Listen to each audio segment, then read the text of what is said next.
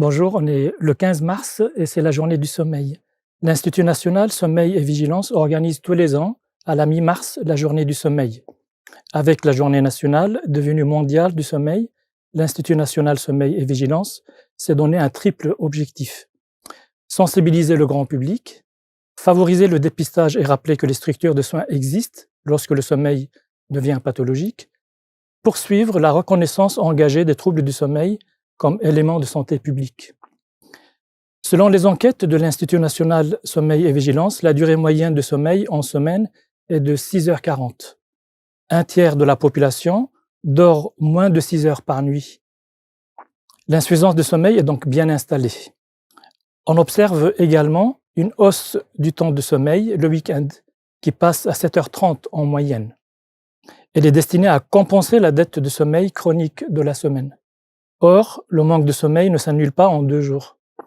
Au fil des années, la population est en dette de sommeil chronique. À 60 ans, un être humain a dormi 20 ans et rêvé pendant 5 ans. En cette année des Jeux olympiques, qui met l'accent sur l'importance de l'activité physique, j'ai le plaisir d'inviter 2 spécialistes qui sont mobilisés aujourd'hui à l'occasion de cette journée du sommeil.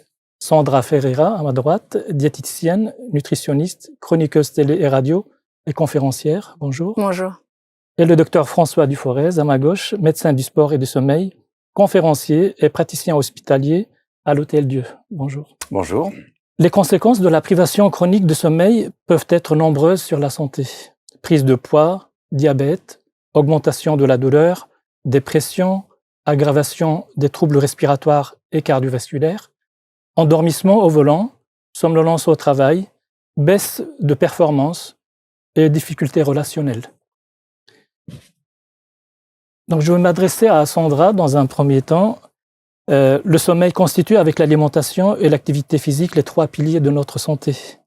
Et les interactions entre ces 3 activités sont nombreuses, insuffisamment connues et conduisent à des comportements inappropriés, voire délétères pour notre sommeil.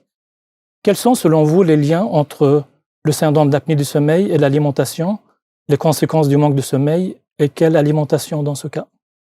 Bien, rappelons déjà ce qu'est une apnée du sommeil. Je pourrais même laisser éventuellement la parole au docteur Duforez pour la définition exacte, mais globalement, vous allez me dire si vous êtes d'accord, c'est le fait de ne pas respirer un petit laps de temps pendant la nuit de manière involontaire. C'est surtout ça. Hein. Vous êtes d'accord? Je suis d'accord. Parfait. La problématique en matière d'alimentation, c'est que souvent, l'apnée du sommeil est accompagnée de surpoids et d'obésité. Et ça va être là-dessus qu'on va jouer. Pourquoi? Parce que le surpoids et l'obésité quand on est en surpoids, on prend du poids, on a de la graisse qui s'installe un peu partout. Mais il y en a aussi qui s'installe au niveau du cou, de la gorge et de la langue. Et ça va jouer effectivement sur les apnées du sommeil. Conséquence, la solution diététique alimentaire, c'est la perte de poids. Alors attention, ça c'est très important de rappeler qu'il ne faut pas rentrer dans des restrictions incommensurables où on se retrouve dans des frustrations énormes. Le but, c'est d'être accompagné et de perdre lentement, sans frustration, sinon on perd et on reprend automatiquement derrière. Les règles de base sont l'équilibre alimentaire, c'est-à-dire tous les groupes d'aliments, aussi bien les fruits, les légumes que les féculents qu'il ne faut pas supprimer. Ils sont même très importants dans le sommeil. Si on revient à cela, on garde tout, mais on va forcément diminuer un peu plus tout ce qui va être gras, sucré, les fritures. Forcément, on va être dans un équilibre global. Une assiette équilibrée, qu'est-ce que c'est lorsque l'on désire perdre du poids sans rentrer dans des grammages? On prend une assiette, la moitié, ce sont des légumes, et l'autre moitié, on a un quart de féculents, un quart de protéines, viande, poisson, œufs. C'est l'assiette santé à vocation de perte de poids. C'est surtout ça. Donc, c'est vraiment ce qu'il faut retenir de l'équilibre alimentaire. Il n'y a pas besoin de rentrer dans des choses folles, de suppression de glucides, de suppression de gras, ce que je vois malheureusement trop souvent. Il faut être dans quelque chose de très raisonnable, de perte de poids raisonnable, et ça améliore scientifiquement. Dès que le patient a perdu 10% de son poids initial, on est déjà dans une amélioration de l'apnée du sommeil, c'est ce qu'on remarque. Voilà. Très bien. Je vais m'adresser au docteur Duforez aussi. Les études montrent que la pratique régulière d'une activité physique suffit à améliorer la qualité du sommeil, la vigilance et les performances cognitives et psychomotrices. C'est pourquoi l'activité physique est recommandée pour favoriser un sommeil de qualité. Quels sont, selon vous, François, les liens entre le sommeil et l'activité physique? Je pense que là, on a eu expérimentalement une année 2019 et 2020 extraordinaire qui a augmenté la sédentarité, la sédentarisation, on appelle ça. C'était évidemment la Covid qui est arrivée, où les gens se sont retrouvés confinés chez eux, assis devant les écrans pendant des heures et des heures. Et donc, l'activité physique était devenue quelque chose de difficile à faire. Et d'une manière concomitante, on a eu une explosion des troubles du sommeil, puisque dans le dernier rapport qu'il y a eu de la Société française de recherche de médecine du sommeil, on avait 70% des Français qui se plaignaient de leur sommeil. 70% des Français qui se plaignaient de sommeil et moins d'activité physique, eh bien, c'est un des liens qui a pu être mis en place justement sur le fait que moins d'activité physique faisait qu'on avait une qualité du sommeil qui était différente. Alors, c'est bien connu maintenant dans les études, mais ce que je voudrais d'emblée dire, c'est la différence entre sport et activité physique. Quand on parle d'activité physique, on parle d'une dépense énergétique qui peut se faire dans la marche, dans le bricolage, dans le jardinage, en faisant une activité sportive, mais c'est des choses qui sont un petit peu différentes parce que la manière de le faire est différente. Ce qu'on sait, c'est que l'activité physique, de toute manière, pour des raisons qu'on va peut-être développer ensemble au cours de cette interview, ça nous montre que ça augmente la qualité du sommeil. Le sommeil lent profond augmente grâce à une activité physique régulière. On verra qu'est-ce que c'est qu'une activité physique régulière. Et en plus, il diminue le sommeil paradoxal, qui est un sommeil très particulier, parce que c'est un sommeil fatigant.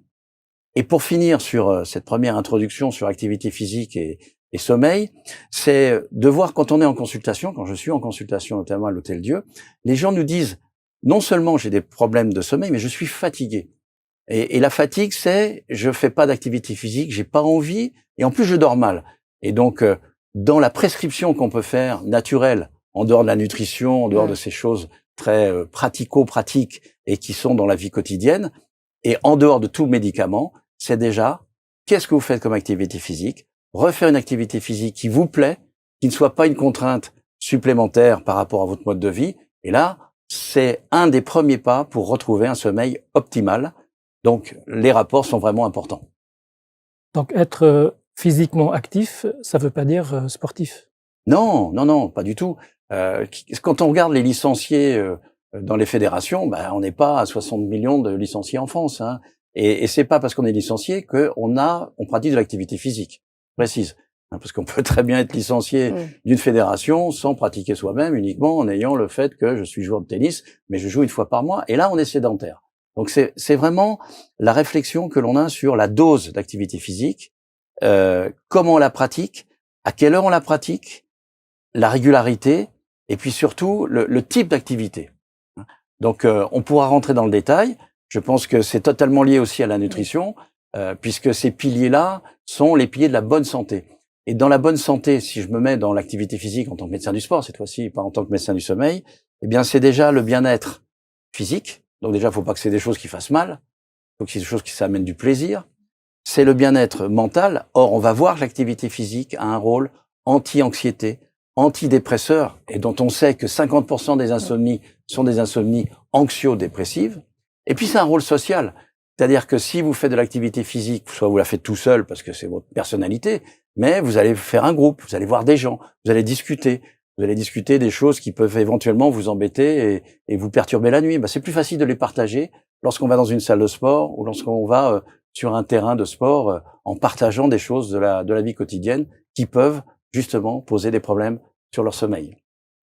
Donc là, on parle effectivement apnée du sommeil, mais il y a un rôle aussi important avec l'insomnie, du coup, le manque d'activité physique. C'est-à-dire que l'apnée du sommeil, ça représente entre 2 et 8% des gens. Donc c'est important, mais c'est quand même pas les gens ont tous des apnées du sommeil, heureusement. Même s'il y a beaucoup de ronfleurs, ce qui n'est pas tout à fait la même chose. Hein. Oui, d'ailleurs, c'est pas parce qu'on est ronfleur qu'on a des apnées du sommeil et inversement. Exactement. Je peux me permettre également sur l'apnée du sommeil, important de préciser parce que tout le monde ne le sait pas, que ça ne concerne pas que les adultes, hein, ça concerne aussi les enfants. Et c'est important de le préciser parce que parfois certains parents sont très étonnés quand on leur annonce ce type de diagnostic. Et je vais compléter ce qu'a dit Sandra aussi sur le fait que l'activité physique peut avoir un rôle de diminuer la gravité des apnées du sommeil. Après, je parlerai plus de la qualité du sommeil général pour une population générale. Mais pour les gens qui ont des apnées du sommeil, de pratiquer l'activité physique, c'est renforcer aussi la tonicité des muscles, dont on appelle glossopharyngiens. Donc finalement, faciliter l'écoulement d'air quand la nuit, malheureusement, pour X raisons, ça gêne. Alors en plus, si vous avez un équilibre alimentaire, vous faites de l'activité physique, on a toutes les chances d'améliorer, tout au moins pas de soigner, mais au moins d'améliorer la gravité de ces problèmes d'apnée du sommeil. Mais je rebondis sur l'apnée du sommeil, justement pour ne pas en parler, et pour vous dire que l'insomnie, ça touche 20% des gens en moyenne, mais que ça soit le monde occidental en général. Et donc 20% des gens, ça représente à peu près maintenant en France pas loin de 12 à 13 millions de personnes. C'est énorme. Et donc c'est là où on voit que ces notions d'insomnie regroupent une notion de déséquilibre des rythmes biologiques. On va en parler certainement avec la nutrition sur ces notions relativement récentes, et je vous laisserai en parler, sur la chrononutrition, qu'est-ce qu'on mange le matin, qu'est-ce qu'on mange le midi, qu'est-ce qu'on mange le soir. Je parlais de vigilance, c'est important aussi. Eh bien, dans ces réflexions-là, il y a une vraie réflexion chronobiologique sur ce qu'est une notion d'horloge biologique. L'horloge biologique, c'est 2017, c'est le prix Nobel. Où là, on a vu que d'un point de vue génétique, on était prédéterminé à être soit du matin, soit du intermédiaire, soit du soir. Eh bien, l'activité physique, si vous demandez à quelqu'un du soir de faire une activité physique à 7 heures du matin avant d'aller au boulot, vous allez lui manger 1 heure de sommeil, il va pas aimer parce qu'il aime pas se lever le matin, et qu'est-ce qu'il va faire? Mais il va pas le faire. Donc, il aura pas fait son activité physique qui lui ferait du bien au sommeil. Donc voilà, je veux dire, il y a une prescription d'activité physique. On va peut-être rentrer dans le détail en fonction des questions que vous allez nous poser. Eh ben justement, on va parler des travailleurs de nuit. Ça tombe et très pour bien. rester dans la chronobiologie, est-ce que selon vous, il y a une alimentation à favoriser pour rester éveillé, par exemple? Effectivement, les travailleurs de nuit vont perturber leur rythme circadien, l'horloge biologique dont vous parliez.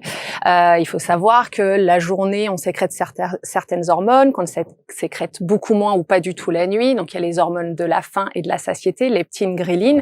Et donc, ça vient tout perturber quand on est travailleur de nuit. Et le deuxième aspect, c'est surtout que quand on est travailleur de nuit, je ne sais pas trop pourquoi, mais par principe on travaille la nuit, on se déséquilibre complètement. On a remarqué que les travailleurs de nuit ne faisaient que 2 vrais repas sur les 24 heures. Et le reste sont des petits grignotages, et pas forcément des grignotages sains, ce qui va en plus risquer d'engendrer un surpoids, une obésité, qui peut engendrer une apnée du sommeil. Voilà, c'est un cercle vicieux. Et puis toutes les conséquences sur la santé de diabète, de ce dont vous aviez parlé en introduction sur les risques de diabète et autres maladies cardiovasculaires. Heureusement, oui, en termes de diététique. Alors encore une fois, vous avez bien fait de le souligner, les conseils qu'on donne aujourd'hui sont là pour améliorer. Ce n'est pas une solution en soi. On va pas guérir en suivant à la lettre tout ce que je vais dire aujourd'hui, mais on va vraiment améliorer tout cela. Un travailleur de nuit, par principe, va travailler la nuit. Lorsqu'il rentre de sa nuit, il va aller dormir. Et pour favoriser l'endormissement, le premier des conseils, c'est de prendre un repas qui va être riche en glucides, en sucre dit lent, on dit plus vraiment lent, mais voilà, pour que tout le monde comprenne, du pain, des biscottes, voilà, on est plus sur des glucides. Ça va vraiment favoriser l'endormissement. Donc typiquement, un travailleur de nuit, lorsqu'il rentre, il va prendre un petit déjeuner, voilà, et il va aller se coucher. Et lorsqu'il va se réveiller, c'est là où il est censé prendre un repas qui va un peu plus l'éveiller. Et qu'est-ce qu'un repas qui éveille? C'est un repas où il y a des protéines. Les protéines vont avoir plutôt cette tendance à éveiller. Viande, poisson, œufs ou protéines végétales si on est dans le cas d'un végétarien. Et quoique la problématique du végétarien, c'est qu'il y a souvent beaucoup de glucides associés, mais on va pas rentrer dans ce détail-là. Et donc typiquement, ce repas du réveil est celui qu'on aurait pris pour une personne qui travaille de jour, c'est le déjeuner. Viande, poisson, légumes, un plat traditionnel. Et là où ça va se gâter, c'est qu'arrivé sur le soir, il faudrait prendre une véritable collation avant d'aller travailler. Et dans la nuit, c'est là où le bât blesse, prendre vraiment le temps de faire un vrai repas qui coupe la nuit comme nous coupons notre journée avec un repas traditionnel. Donc un travailleur de nuit doit certes s'organiser pour emmener son petit, pour pas dire de marque, son petit plat hermétiquement fermé avec ses féculents, ses protéines, sa viande. Ça demande une organisation, certes, mais quand on sait le bien fou que ça fait pour déjà rester éveillé, pour la performance de manière générale au travail et pour la santé. C'est surtout ça, c'est que c'est important pour le corps d'avoir ces vitamines, ces minéraux au quotidien. Donc c'est tout à fait possible d'avoir une alimentation équilibrée et même d'avoir du sport quand on travaille de nuit, n'est-ce pas? Oui, alors l'activité physique, justement, je rebondis sur cette réflexion-là, sur l'horloge biologique. Une des causes qui permet de comprendre pourquoi l'activité physique joue un rôle positif sur le sommeil, c'est que on augmente les fonctions chronobiologiques, on augmente la capacité à l'organisme d'être bien réglé. Alors c'est vrai que le travail de nuit, malheureusement, c'est pas l'objectif d'aujourd'hui, hein, mais bien sûr, mais c'est un beau modèle de déséquilibre. Et donc on peut comprendre que d'abord les travailleurs de nuit font moins d'activité physique parce qu'ils sont un peu coupés au niveau social des réseaux sociaux qui leur permettent de faire de l'activité physique. Et puis, ça peut être par contre une chose intéressante de faire une activité physique. Et là, on va peut-être entrer dans quel type d'activité physique pour être vigilant dans la journée. Hein, on sait que l'activité physique chez quelqu'un qui ne travaille pas de nuit, eh bien, c'est mieux de le faire le matin. Pourquoi? Parce que le matin, vous avez la lumière solaire. Et la lumière solaire plus activité physique, c'est le meilleur régulateur de l'horloge biologique. Donc, de l'augmentation de la capacité à bien dormir. Vous allez bien dormir si vous êtes bien vigilant dans la journée. Donc ça, c'est un des conseils qu'on pourrait donner à tout le monde. C'est que si vous n'êtes pas un travailleur de nuit, l'activité physique le matin avec la lumière solaire, c'est peut-être la meilleure chose à faire. Après, est-ce que c'est toujours possible de le faire? Ça devient un peu compliqué. Alors, le travailleur de nuit, on va lui proposer des choses qu'on propose pas, évidemment, aux gens qui sont de travail de jour. C'est que s'il veut être vigilant, il faut qu'il fasse une activité physique avec de la lumière. Donc, si on pouvait proposer des gens, et c'est ce qu'on fait, hein, dans le travail posté, c'est faites de l'activité physique avec de la lumière, avec des jeux de balles, de la stimulation neurosensorielle.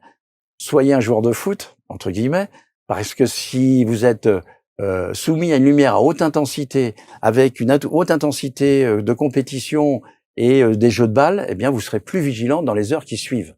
Voilà. Donc, c'est pas un conseil qu'on donne régulièrement aux travailleurs de nuit, mais faites de l'activité physique en lumière stimulante, vous aurez une vigilance qui sera meilleure pendant la nuit. Et l'inverse est vrai, évidemment, c'est que si vous voulez bien vous endormir, ne jouez pas à des activités avec de la lumière importante, avec des jeux de balles et de la compétition et du stress environnemental. Ça sera une autre type d'activité physique qu'on proposera à ces gens-là, mais on va en parler tout à l'heure. D'ailleurs, quand on parle de lumière, vous parlez de lumière naturelle. Il faut que ça soit le soleil ou ça peut être une lumière artificielle? Alors, les LED ont, depuis 2012, énormément transformé les choses. Avant, on était à une lumière électrique. La lumière électrique, c'était une lumière à incandescence. Alors, sans entrer dans des détails trop techniques, mais une lumière à incandescence, c'est une lumière jaune qui ne joue pas sur l'horloge biologique. On sait avec les écrans et tous les portables que c'est la lumière blanche enrichie dans le bleu qui bloque la sécrétion de cette fameuse hormone qu'on appelle la mélatonine, qui est l'hormone des rythmes du sommeil. Ça, c'est connu maintenant et tout le monde le sait. Mais la problématique de ça, c'est que ça empêche de s'endormir. Donc, on peut comprendre que des LED blancs enrichis dans le bleu, et si vous êtes, par exemple, en train de jouer au tennis, au squash, des activités comme ça, ben, ça va bloquer la sécrétion de mélatonine. Donc, ça va ne pas favoriser l'endormissement. Plus les écrans après. Alors, plus les écrans, pour voir si vous êtes un joueur professionnel, la note que vous avez eue, qui n'est pas toujours très bonne si vous n'avez pas bien joué. Donc, ça augmente en plus l'anxiété de ne pas s'endormir. Et les smartphones, et les tablettes, et les écrans. Bien sûr. Alors ça, c'est bien connu. Ouais. Maintenant, ces LED, pour répondre à votre question, 2012 réimite maintenant le spectre lumineux de la lumière solaire. Donc ça devient très intéressant. C'est-à-dire qu'on peut reproduire une lumière solaire d'un 21 juin dans les Alpes, par exemple, en modifiant la cartographie d'un LED. Et donc c'est ce qu'on fait maintenant en physiologie du travail, où les gens qui sont dans des entressols, qui sont pas soumis à la lumière, je parle pas des grottes, hein, ça c'est les expériences qui ont été faites dans les années 60, mais qui sont dans des lumières, notamment je parle des cyclistes, ou parle des cyclistes dans les vélodromes. Bah c'est pas du tout la même chose que vous faites le Tour de France dans un vélodrome, parce que dans un vélodrome la lumière est pas la lumière solaire. Donc reproduire cette lumière solaire finalement favorise la qualité du sommeil chez les gens la nuit qui ont été soumis à ces LED physiologiques, je dirais. Parce que la lumière artificielle, elle est maintenant intelligente. Et on va de plus en plus vers des lumières intelligentes. Ça veut dire qu'on peut reproduire, pour bien dormir, une activité physique avec une lumière qui imite le coucher du soleil. Circadienne. On va faciliter l'endormissement.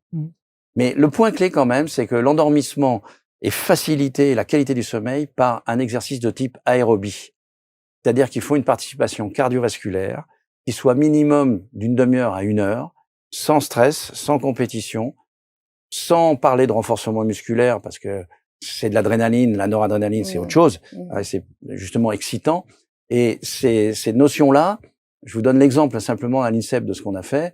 On a fait courir à 21h des triathlètes pendant 1 heure à 16 km à l'heure. Donc, je peux vous dire que c'est une dépense énergétique importante.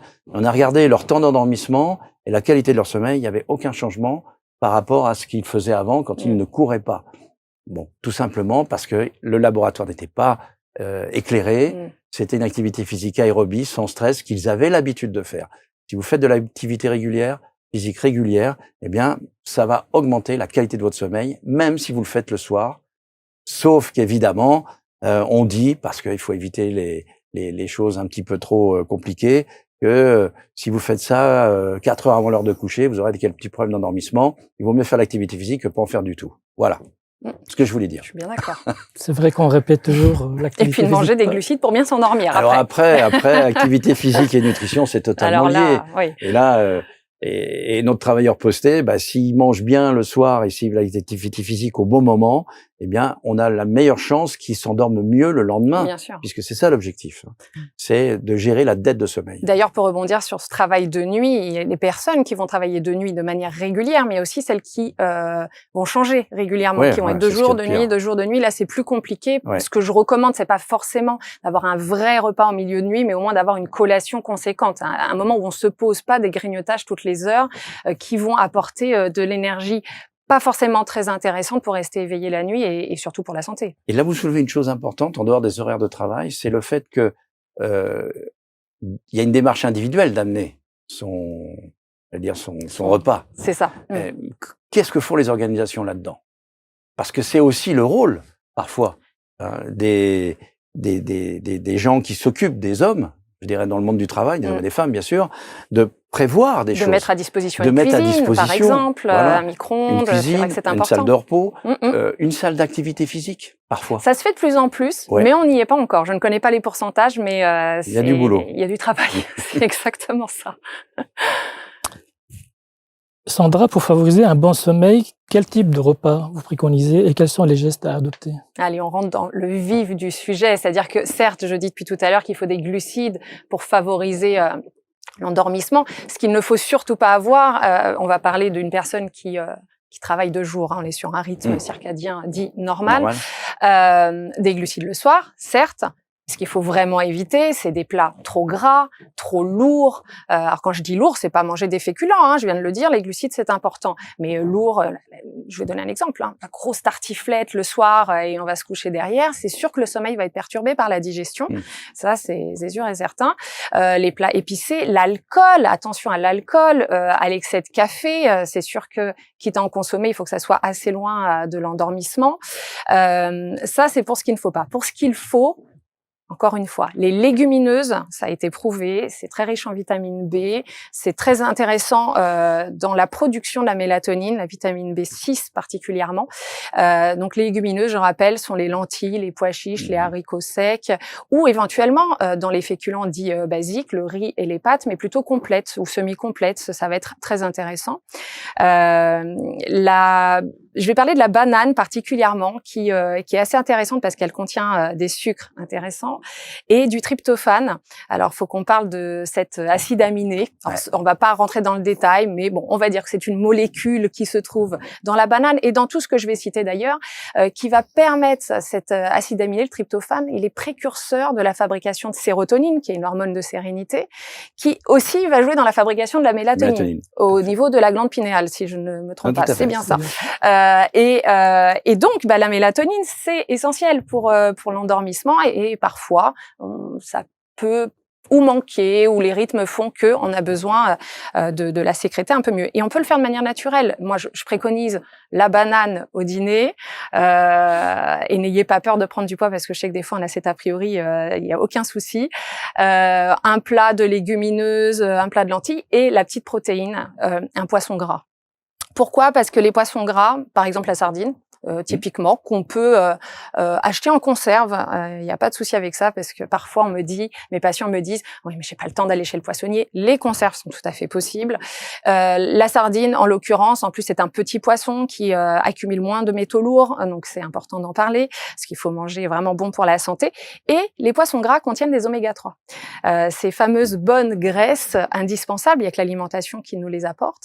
Et on sait que les oméga 3 et la vitamine D, d'ailleurs, qui se trouve dans les poissons gras, va aussi favoriser cette sécrétion de mélatonine. Donc ça, c'est les dernières études. Donc là, on a un combo parfait entre la vitamine B6 des légumineuses, le tryptophane qu'on a dans la banane, et puis tout ce que nous apportent les oméga 3 et la vitamine D. Donc typiquement, le repas idéal pour moi, mais il n'y a pas de science exacte en la matière, mais ça va être le plat de lentilles avec les petites sardines, la banane en dessert et bien sûr des légumes, parce que pour la santé, les fibres, c'est très important.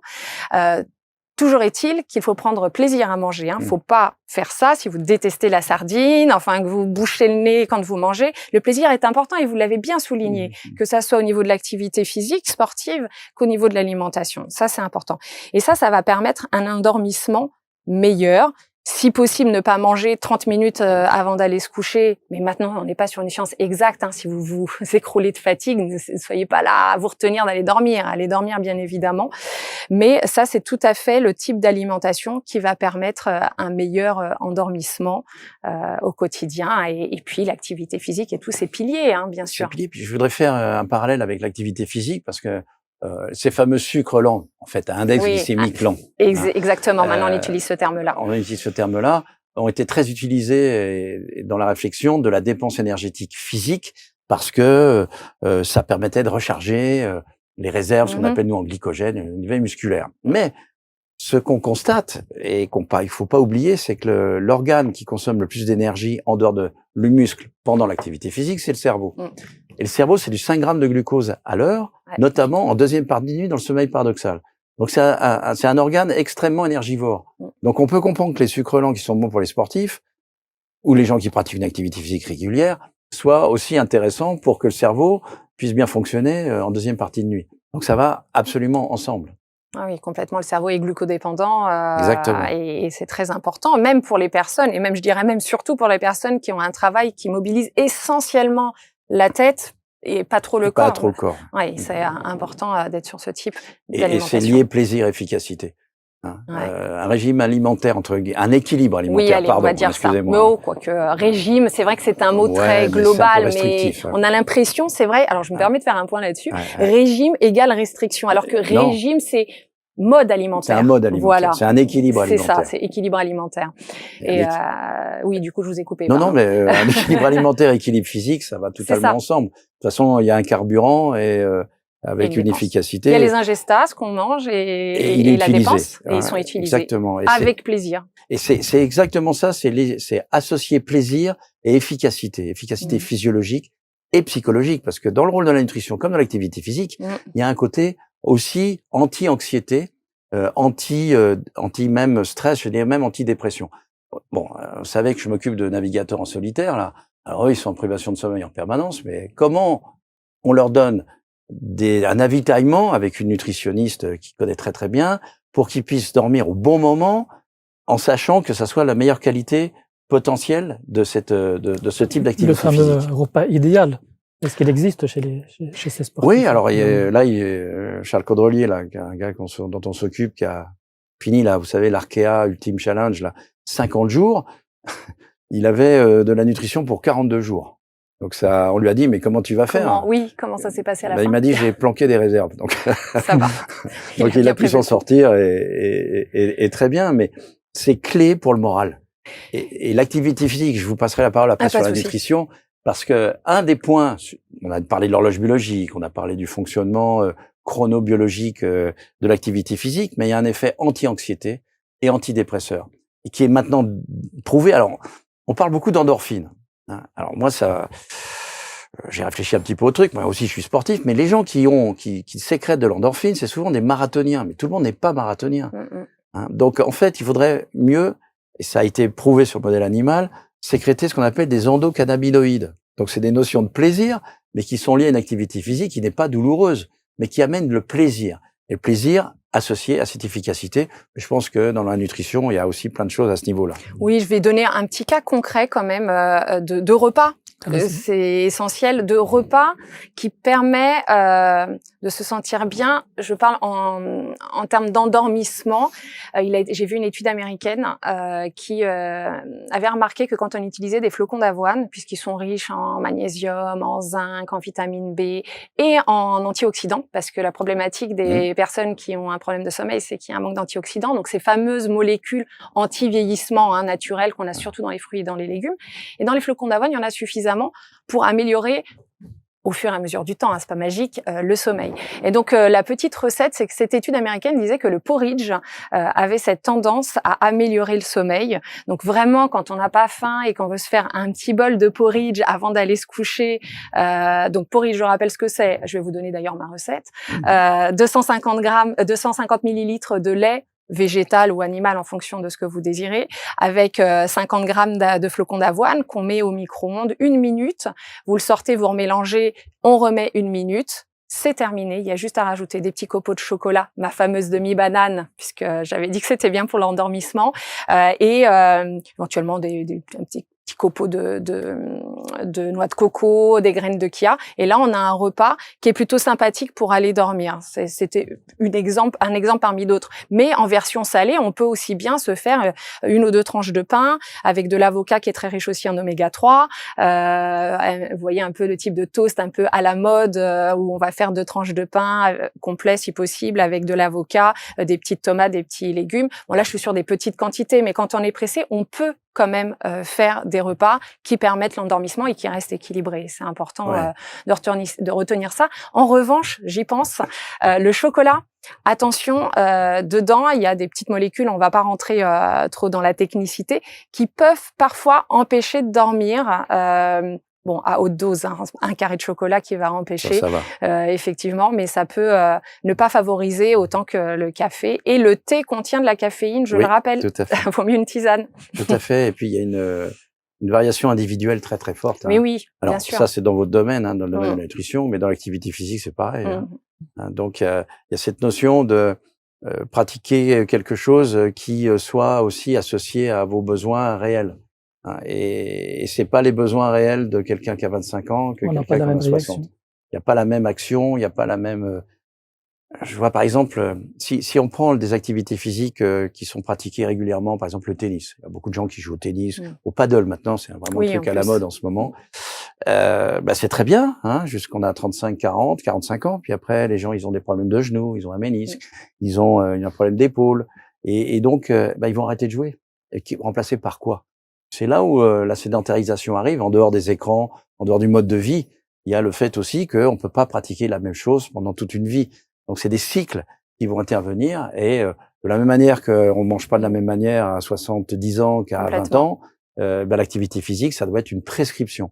Donc là, je pense que c'est important aussi pour les monsieur tout le monde ou madame tout le monde d'aller voir des gens qui sont des vrais spécialistes. Je me méfie des dogmes. En nutrition, on en a plein. Oh là là. Dans le sommeil, il y a plein de croyances. Et il faut... Et alors, dans l'activité physique aussi, si on fait un continuum entre nutrition, activité physique et sommeil, c'est bien de comprendre ce qui m'est important pour moi, à titre personnel, en fonction de mon environnement, en fonction de ce que je mange, en fonction de là où je vis. Quand vous êtes à la campagne, c'est pas du tout la même chose qu'en ville, parce qu'il n'y a pas les mêmes activités potentielles. Voilà. Et puis un petit truc quand même sur les différences entre les sports. À l'INSEP, on a la chance d'avoir tous les sports. Et on a testé toutes les activités, les différentes activités, avec des montres connectées de recherche pour voir quels étaient les sports où on dormait le mieux, quelle que soit la charge d'entraînement. Et en fait, les sports où on dort le mieux, c'est le vélo, c'est les activités de type aérobie, encore une fois. Et là où vous dormez le moins bien, c'est la natation. On ne sait pas pourquoi. Est-ce que c'est parce qu'il y a un gradient de température différent? On ne sait pas. Et puis le football, parce que le football, encore une fois, il y a la lumière, mais il y a aussi le fait qu'on regarde les réseaux sociaux derrière et un petit peu ces choses-là. Et le dernier point qu'on a eu, nous, alors là, c'est dans des activités où la protéine est importante. Je pense à des activités de type musculation. Alors on a ça dans le rugby, mais aussi des gens qui font de la musculation, donc pas d'aérobie, et qui vont manger des protéines pour faire plus de masse musculaire. S'ils le font le soir, c'est ce que vous dites. Justement, ça maintient éveillé, donc c'est pas l'idéal. Exactement. Effectivement. Ça, c'est du concret. Voilà. En effet, une meilleure connaissance des interactions entre notre alimentation, notre activité physique et notre sommeil permet donc d'obtenir un meilleur équilibre à une époque où la privation chronique de sommeil et l'obésité constituent deux fléaux sociaux. L'adaptation de notre alimentation et de notre activité physique vont être nécessaires dans la prise en charge de troubles du sommeil, comme par exemple le syndrome d'apnée du sommeil et certaines insomnies. Un dernier mot pour ma part, je conclurai en disant encore une fois que l'équilibre alimentaire, il faut qu'il soit sans frustration et toujours avec plaisir. J'insiste là-dessus, sinon ça ne marche pas au long terme et c'est le long terme qu'on souhaite acquérir. Et la deuxième chose, tout simplement, faites-vous suivre par des professionnels qui vont pouvoir adapter en fonction de la personnalité, de votre personnalité, de votre rythme. Et si c'est personnalisé, vous tiendrez sur le long terme, que ça soit en alimentation ou en activité physique. Ah, moi, c'est un peu la même chose. Il copie. Je vais copier. Je vais simplement rajouter, je dirais, une incantation, si je peux dire. C'est pratiquer l'activité physique. Même si on vous dit que, attention, c'est dangereux, ça fait mal, c'est le soir, c'est le matin, et ainsi de suite, pratiquez. Et si vous pratiquez 3 fois par semaine, eh bien, vous aurez la possibilité d'avoir une santé optimale grâce à un sommeil optimal. Je tiens à remercier Sandra Ferreira ainsi que le docteur François Duforez de nous avoir honorés de leur présence et pour les conseils qui permettent de réunir les conditions favorables pour un sommeil de qualité. Je remercie également Dr Yves Elbez, directeur médical de l'Institut Cœur Paris Centre, et Madame Séverine Sebag, directrice de l'Institut Cœur Paris Centre, qui m'ont permis de mener à bien cette interview. Merci à toutes et à tous.